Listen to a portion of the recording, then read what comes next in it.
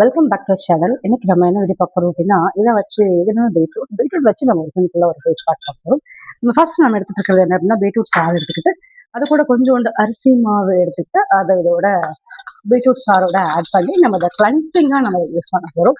கிளன்சிங்க்கு ஒரு முக்கியமான step. So நம்ம கிளன்ஸ் பண்ணலாமா?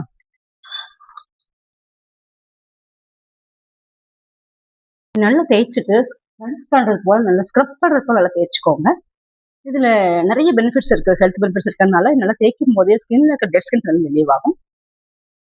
நான் இப்போ இந்த கிளன்சிங் ஸ்டெப் கூடவே சேர்த்து ஸ்க்ரப்பிங் ஸ்டெப்பும் பண்றேன். ஸ்க்ரப்பிங்னா என்ன அப்படின்னு நல்லா தேய்க்கிறது.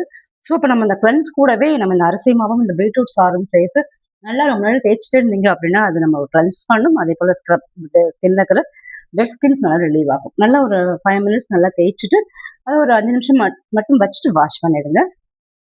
சரியா நோட்டிங்களா?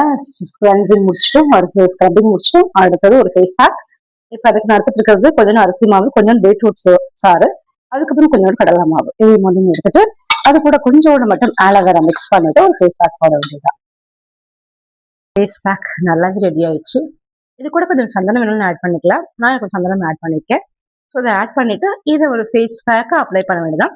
நம்ம இந்த கிளென்சிங் ஸ்டெப்லையும் ஸ்க்ரப்பிங் ஸ்டெப்லையும் ஸ்கின் நல்லாவே ஸ்க்ரப் பண்ணிருக்கும். இந்த டைம்ல நம்ம எந்த பேக் போட்டாலும் ஸ்கின் நல்லாவே அப்சர்வ் பண்ணும். நம்ம இந்த கிளென்சிங்கும் ஸ்க்ரப்பிங்கும் பண்ணாம ஃபேஸ் பேக் போட்டீங்கன்னா ஸ்கின் அது அப்சர்வ் பண்ணாது. ஸோ இப்போ 2 ஸ்டெப் முடிச்சுட்டு அடுத்த ஸ்டெப்பா பேக் போடுங்க. அதுக்கப்புறம் கொஞ்சோண்டு இந்த பீட்ரூட் சாறை லிப்ஸ்லயும் அப்ளை பண்ணலாம். இது வந்து ஒரிஜினல் தான். ஸோ நமக்கு எந்த சைடு எஃபெக்ட்ஸும் பண்ணாது.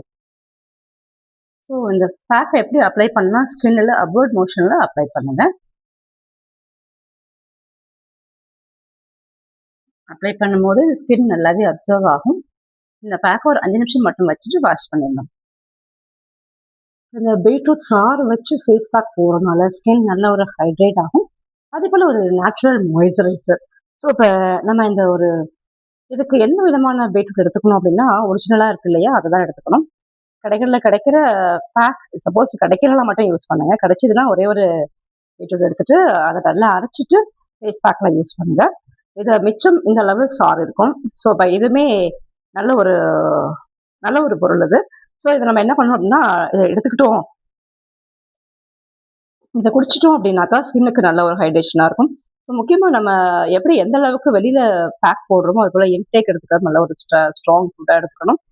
நல்ல ஒரு ஜங்க் ஃபுட்டை அவாய்ட் பண்ணணும். ஸோ இப்படி பண்ணும்போது நம்மளோட ஸ்கின் கேர் அப்படிங்கிறது எப்பவுமே நேச்சுரலாக நல்ல ஒரு இன்ஸ்டன்ட் க்ளோயிங்காக நிச்சயமா இருக்கும். நீங்களும் அதை ட்ரை பண்ணுங்க ஃப்ரெண்ட்ஸ்.